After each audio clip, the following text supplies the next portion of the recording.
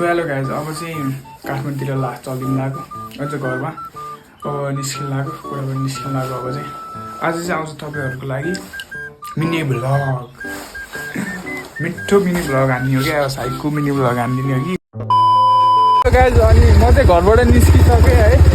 अनि अहिले चाहिँ हल्का अप्ठ्यारो बाटो छ, सो हाइवे अब निस्किनलाई 2 मिनटमा अब मेन हाइवे निस्किन्छ।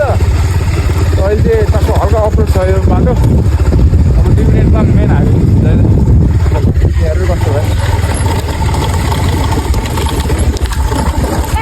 हाइवे आइपुगेको अवस्था। अनि टक्क लाएर यहाँ चाहिँ छ धादिङ बजार। यो चाहिँ धादिङ बजार हो। सो हामी अब यो बाटोबाटै गइन्छ है त धादिङ बजार। अब धादिङ बजार पुगेपछि भेटौँ है त।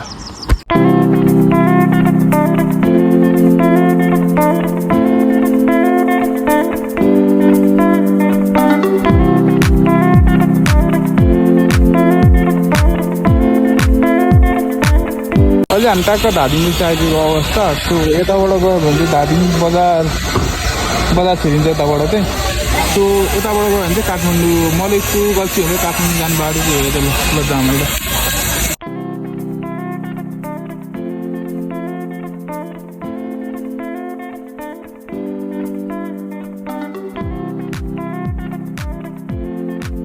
अहिले चाहिँ छौँ हामी धादिङ टु मलेकु यो बिचको हाइवेमा छौँ।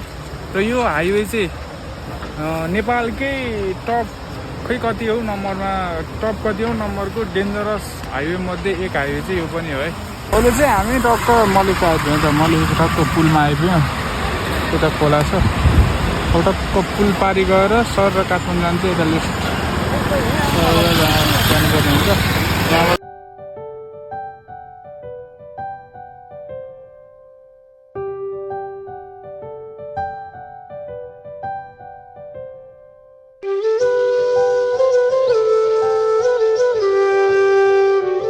त्यहाँबाट लास्ट गर्मी भयो, अति गर्मी भयो यार। यस्तो गर्मी भयो, पसिना भइसक्यो। सो कता बसेर एउटा रेडबुल, चिसो रेडबुल हानेर चाहिँ हामी जानुपर्ने हुन्छ है त। अहिले चाहिँ म टक्क यहाँ छु। ल कडा चल्दैछ अब।